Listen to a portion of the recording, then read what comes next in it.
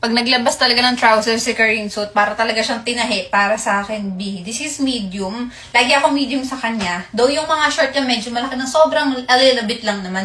Pero this one, ito yung pinaka-favorite kong trouser sa buong buhay ko.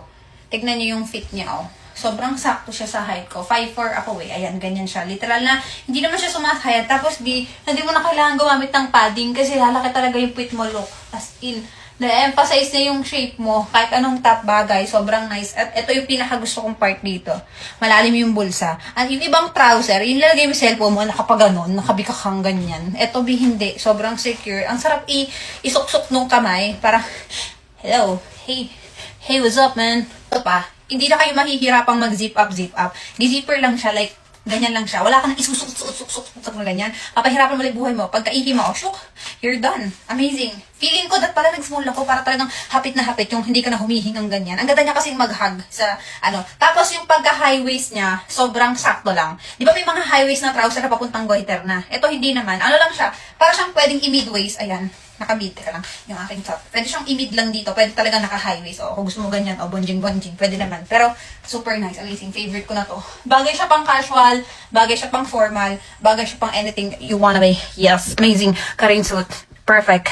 I need 2 colors pa. Ang ganda niya. Nakaka-sexy siya. Ito yung pants na sinuot ko nang hindi pa nalalabhan. Pero okay lang kasi hindi naman siya mabaho. Tapos wala namang nakaalam na hindi pa siya nalalabhan. Hindi ko nga rin siya plinansya pero hindi naman siya kasi gusot-gusot.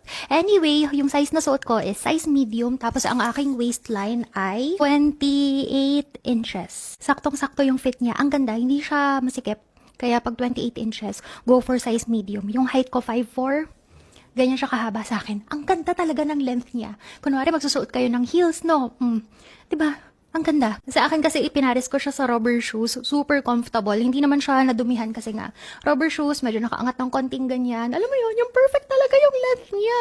Anyway, para mas maganda yung fit, eto. For reference, yung hips ko naman ay 37 inches. So, ganito yung magiging fit niya sa inyo kapag kinuha niyo yung medium. As in, super perfect lang niya. As in, yung parang nakalapat, nakahag lang siya sa katawan ko. Walang tiis ganda, walang masikip na feeling. So, ayan. Oh, diba?